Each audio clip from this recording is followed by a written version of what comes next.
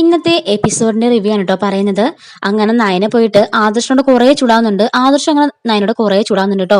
അങ്ങനെ അവർ പരസ്പരമുള്ള കാര്യങ്ങളൊക്കെ ഇതുവരെ ആരോടും പറയാത്ത കാര്യങ്ങളൊക്കെ മുത്തശ്ശനും ദേവ്യാനിയും ഒളിഞ്ഞൊന്ന് കേൾക്കുന്നുണ്ട്. അങ്ങനെ അവർ തമ്മിൽ യാതൊരു ബന്ധവുമില്ല എന്നുള്ള കാര്യം മുത്തശ്ശൻ മനസ്സിലാക്കാണ് കേട്ടോ. മുത്തശ്ശന്റെ മനസ്സിനകത്ത് നല്ല വേദനയും നല്ല ബുദ്ധിമുട്ടും ഉണ്ടാവുന്നുണ്ട്. അങ്ങനെ മനസ്സ് വിഷമിച്ച് മുത്തശ്ശൻ താഴേക്ക് ഇറങ്ങി പോവാണ് കേട്ടോ ചെയ്യുന്നത്. അങ്ങനെ താഴെ ഹാളിലേക്ക് ചെല്ലുമ്പോഴേക്കും അവിടുന്ന് ദേവ്യാനിയും ജലജയും എല്ലാവരും പരസ്പരം ഭയങ്കര ബഹളം അടിയും വെച്ചോണ്ടിരിക്കുകയാണ്. ജയനാണെങ്കിൽ ദേവ്യാനി കുറെ വഴക്ക് പറയുന്നുണ്ട്. നീ ഒറ്റൊരുത്തി കാരണമാ ഇവിടെ ഇന്ന് ഇത്രയും പ്രശ്നം ഉണ്ടായത്. നിന്റെ മുഖം വീർപ്പിക്കാതെ നീ മനസ്സുകൊണ്ട് നയനെ അനുഗ്രഹിച്ചിരുന്നെങ്കിൽ ആദർശം ഇങ്ങനെ കാണിക്കില്ലായിരുന്നു. ഇത്രയും പ്രശ്നം ഉണ്ടാക്കേണ്ട ഒരു കാര്യമില്ലായിരുന്നു. നീ ഒറ്റൊരുത്തി കാരണമാണല്ല എന്ന് പറയുമ്പോ ദേവ്യാനി പറയാണ്, അതെ എല്ലാം എന്റെ ഭാഗത്തെ കുറ്റവാ, അല്ലാതെ അവളെ കാണിച്ചിട്ടൊന്നും അല്ലല്ലോ എന്നൊക്കെ പറയുമ്പോ ജാനകിയും ഭർത്താവും മാത്രം ഒന്നും മിണ്ടാതെ നിൽക്കുകയാണ് കേട്ടോ. ജലജ പറയുന്നുണ്ട്, ഇവളുമാരാ എല്ലാത്തിനും കാരണക്കാര്. ഈ ദുശ്ശകനം പിടിച്ച മനുഷ്യപ്പറ്റില്ലാത്ത കുറെ എണ്ണം കയറി വന്ന പിന്നെ ഈ വീട്ടിൽ ഇത്രയും ബഹളം എന്നൊക്കെ പറയുമ്പോഴേക്കും ജയം പറയാണ്, നീ മിണ്ടിപ്പോകരുത്, നീ ഒറ്റയെടുത്ത് കാരണമാണ് ഇവിടെ ഇത്രയും പ്രശ്നമൊക്കെ. നീയും നിന്റെ ഏടത്തെയും നിന്റെ മോനും ഒക്കെ ആ മനുഷ്യപ്പറ്റില്ലാതെ വർത്താനം പറയുന്നവര്, അല്ലാതെ ബാക്കിയുള്ളവരൊന്നും അല്ല എന്നൊക്കെ പറഞ്ഞ് ജയൻ നീ മിണ്ടാതിരുന്നോണം എന്നൊക്കെ പറഞ്ഞ് ദേഷ്യപ്പെടുന്നുണ്ട് കേട്ടോ. ഇത് കേട്ടിട്ട് നവ്യയും അബിയും ഒന്നും മിണ്ടാതെ പരസ്പരം മുഖത്തോടെ മുഖം നോക്കി നിൽക്കാണ്. അബിക്ക് നല്ല ദേഷ്യം വരുന്നിട്ടോ ജയനും അങ്ങനെ സംസാരിക്കുമ്പോ ജാനകി പറയണം, മതി നിർത്ത്, എന്തിനാ ബഹളം വെക്കുന്നത്? ആ പാവം ആ കുട്ടിയുടെ വീട്ടുകാർ വന്നിട്ട് എന്തുമാത്രം വിഷമിച്ചാ പോയത്. നമ്മുടെയൊക്കെ വീട്ടിൽ നിന്ന് വരുമ്പോ നമുക്കാണ് ഈ അവസ്ഥ ഉണ്ടാകുന്നെങ്കിൽ ആലോചിച്ച് നോക്കിയേ, ഈടത്തി എന്തുകൊണ്ടാ ഇങ്ങനെ ചിന്തിക്കാത്തെ എന്നൊക്കെ പറഞ്ഞിട്ട് ജാനകിയും പറയുന്നുണ്ട്, പാവം ആ കുട്ടി ചെയ്യുന്നതില് എന്താ തെറ്റുള്ളത്, എന്ത് ഐശ്വര്യപൂർണ്ണമായിട്ടാ ആ കുട്ടി എല്ലാം ചെയ്തത് എന്ന് പറയുന്നുണ്ട് കേട്ടോ. അപ്പോഴേക്കും ദേവയാനി രൂക്ഷമായിട്ട് നോക്കുമ്പോൾ ജയം പറയണ, നീ നോക്കണ്ട, നീ ഒറ്റ ഒരുത്തിയ വീട്ടിലെ എല്ലാ പ്രശ്നങ്ങൾക്കും കാരണം. അന്ന് ആദർശ് മോളെ ഇറക്കിവിടാൻ കാരണവും ഇന്ന് ആദർശ് ഇങ്ങനെയൊക്കെ പെരുമാറുന്നതിന്റെ കാരണവും എല്ലാം നീ ഒറ്റ ഒരുത്തിയ എന്നൊക്കെ പറഞ്ഞിട്ട് ജയൻ അവളോട് ചൂടാവുന്നുണ്ട്. ഈ സമയത്ത് മുത്തശ്ശൻ പറയാണ്, വീടിനെയും കുടുംബത്തെയും രണ്ടാക്കി വെട്ടിമുറിച്ച് കീറി പലരും പല വഴിക്ക് പൊക്കോ, അതായിരിക്കും നല്ലത്.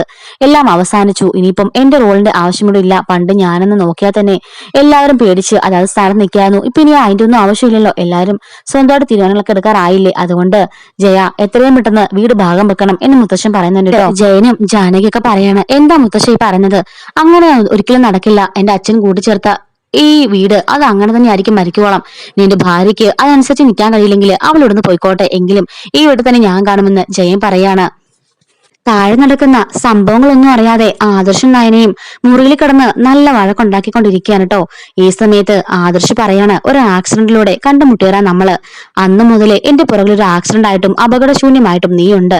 എന്റെ പുറകെ തന്നെ നീ എന്റെ ജീവിതത്തിലേക്ക് വന്നപ്പോ തൊട്ടേ എനിക്ക് മനസ്സമാധാനം നഷ്ടപ്പെട്ടു പോയതാ എന്ന് ആദർശ് പറഞ്ഞു കേൾക്കുമ്പോൾ എനിക്ക് ഒത്തിരി സങ്കടമാകുന്നുണ്ട് കേട്ടോ. ഈ വീട്ടിൽ നിന്നും എന്റെ അടുത്തു നിന്നും പോയി തന്നാൽ തന്നെ ഈ ബാക്കിയുള്ള എല്ലാവർക്കും മനസ്സമാധാനം കിട്ടും. നീ ഒന്ന് ആലോചിച്ച് നോക്കണം. എന്റെ കല്യാണത്തിന് മുമ്പ് ഈ വീട് ഒരു സ്വർഗമായിരുന്നു. ഇങ്ങനെ അടിയും ബഹളം ഒന്നും ഈ വീട്ടിൽ നടന്നിട്ടില്ല. എന്ത് ഐശ്വര്യമായിട്ടാ എന്നെ സന്തോഷമുണ്ട് ഞങ്ങൾ ജീവിച്ചത് എന്ന് നിന്റെ ചേച്ചിനെ കണ്ടോ അന്നത്തോട് കൂടിയിട്ട് ഈ അനന്തപുരിയിലെ സർവ്വസമാധാനവും സന്തോഷവും എല്ലാം പോയി, എല്ലാം നശിച്ചു നാരായണക്കല്ലായി. നീ ഒറ്റ ഒരുത്തിയ എല്ലാത്തിനും കാരണക്കാരി. എന്റെ അമ്മയുടെ മനസ്സ് വേദനിച്ച് ഇത്ര നാളെ ഞാൻ കണ്ടിട്ടില്ല. എന്റെ മുത്തശ്ശനെ ഇതുപോലെ ഇന്നും വരെ ധിക്കരിച്ചിട്ടില്ല. ആദ്യത്തെ സംഭവമാണ് എന്നൊക്കെ ആദർശ് പറയുമ്പോ, ഞാൻ എന്ത് തെറ്റാ ആദർശേട്ടാ ചെയ്തത്? എന്റെ ചേച്ചിനെ സ്നേഹിച്ചത് ആദർശേട്ടനല്ലേ? ആ ചേച്ചി ഒളിച്ചോടി പോയതും അതിനുശേഷം ഞാനായിട്ട് അങ്ങോട്ടേക്ക് കയറി വന്നതും എന്നെ ജലജാപ്പച്ചി തള്ളിവിട്ടതല്ലേ? അതിലേക്ക് മുത്തശ്ശൻ വന്നിട്ടല്ലേ കെട്ടാൻ പറഞ്ഞത് എന്നൊക്കെ നയനെ ചോദിക്കുന്നുണ്ട് കേട്ടോ. ഇങ്ങനെ കാണിക്കുന്നത് നയയുടെ വീട്ടുകാരെയാണ്. ഗോവിന്ദൻ പറയാണ്, നമ്മൾ പോവേണ്ടിയിരുന്നില്ല അല്ലേ കനകം? അപ്പൊ കനകം പറയാണ്, ആ തലമൂത്ത ആ മുത്തശ്ശി വിളിക്കുമ്പോൾ നമ്മൾ എങ്ങനെ പോവാതിരിക്കും എന്ന് ചോദിക്കാണ്. ഗോവിന്ദൻ പറയാണ്, അതും ശരിയാ, പിന്നെ അതും ഒരു പരാതിയിലേക്ക് എത്തിയേനെ. പക്ഷെ നമ്മുടെ മോളുടെ സങ്കടം കാണേണ്ടി വന്നല്ലോ. ഞാൻ കരുതിയത് ആദർശന് നമ്മുടെ മോളുടെ നല്ല സ്നേഹമാണെന്നാ.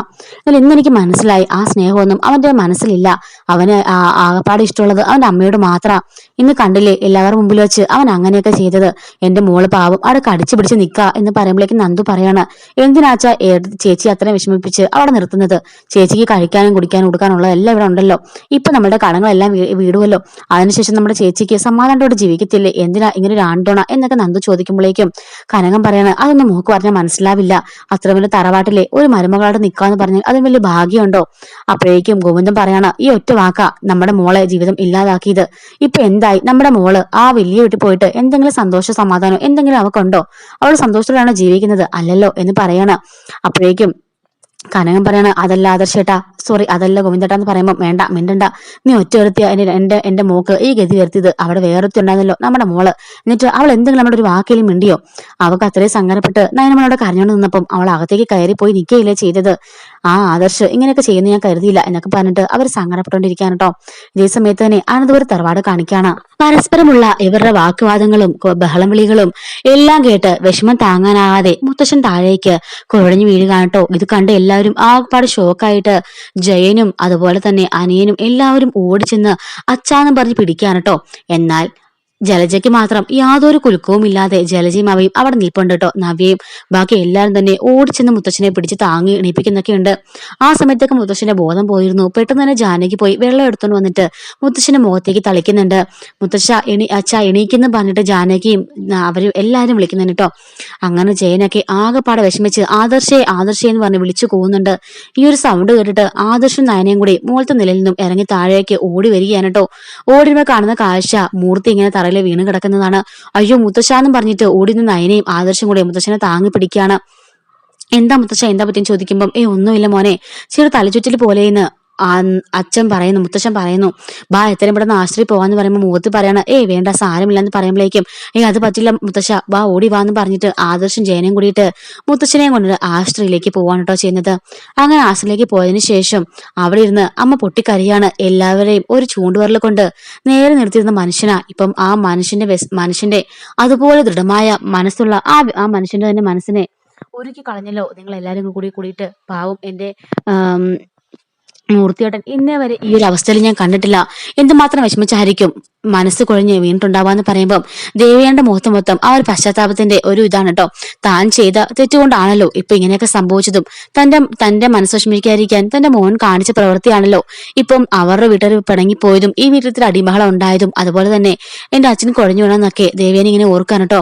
ഇതും പറഞ്ഞിരുന്ന് പൊലമ്പിക്കൊണ്ട് മുത്തശ്ശി കരഞ്ഞുകൊണ്ടിരിക്കുകയാണ്. ഇന്നവരെ എല്ലാവരും നിലക്കിനകത്തുള്ള അവരുടെ മുത്തശ്ശനെ ആദർശ് ചെയ്യാൻ പാടാത്ത ആ ഒരു പ്രവൃത്തി ചെയ്തപ്പോൾ തന്നെ അദ്ദേഹം കണ്ടില്ലേ പ്രതിമ പോലെ നിന്നത്. അദ്ദേഹത്തിന്റെ വില ആ നിമിഷം നഷ്ടപ്പെട്ടു എന്ന് അദ്ദേഹത്തിന് മനസ്സിലായി. ഈ വീട്ടിൽ ആരുമില്ലെന്നും അദ്ദേഹത്തിന് മനസ്സിലായി. അതുകൊണ്ട് അദ്ദേഹം പറഞ്ഞത് ഈ വീടിനെ മുറിച്ചു ഉണ്ടാക്കിയിട്ട് എല്ലാവരും പല വഴിക്ക് പൊക്കോളാൻ. ഇത് കേൾക്കുമ്പം നവിയും അഭിയാണല്ലോ ഒരു കുലുക്കവും ഇല്ലാതെ അവിടെ നിന്നോണ്ടിരിക്കാൻ കേട്ടോ. ജലജയും ജാനകിയും ദേവയാനിയും മുത്തശ്ശിര ഇടവും വലിയിരുന്നുണ്ട്. മുത്തശ്ശിര ഓരോ കാര്യങ്ങൾ പറയുന്നുണ്ട്. നയനിയാണെങ്കിലും മുത്തശ്ശിയുടെ അടുത്ത് തന്നെ ഇരിപ്പുണ്ട് കേട്ടോ. ജലജയാണെങ്കിലോ ഇതെല്ലാം കേട്ടിട്ട് പൂച്ചത്തോട് മാറി നിൽക്കുകയാണ്. മുത്തശ്ശി അങ്ങനെ സംഭവിച്ചതിൽ പോലും അവക്ക് യാതൊരു കുലുക്കവും ഇല്ല കേട്ടോ.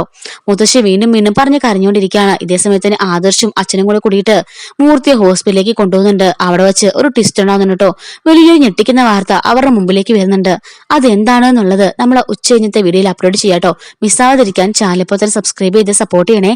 എല്ലാ ദിവസവും രാവിലെ ഇതേ സമയത്ത് തന്നെ നമ്മൾ ഡെയിലി എപ്പിസോഡ് അപ്ലോഡ് ചെയ്യുന്നുണ്ട്. വൈകുന്നേരം ഫുൾ എപ്പിസോഡ് അപ്ലോഡ് ആയതിനു ശേഷം നമ്മൾ അതിന്റെ റിവ്യൂ കംപ്ലീറ്റ് ആയിട്ട് അപ്ലോഡ് ചെയ്യുന്നുണ്ട് കേട്ടോ. മിസ് ആവാതിരിക്കാൻ ചാനൽ ഇപ്പോൾ തന്നെ സബ്സ്ക്രൈബ് ചെയ്ത് സപ്പോർട്ട് ചെയ്യണേ. Thanks for watching.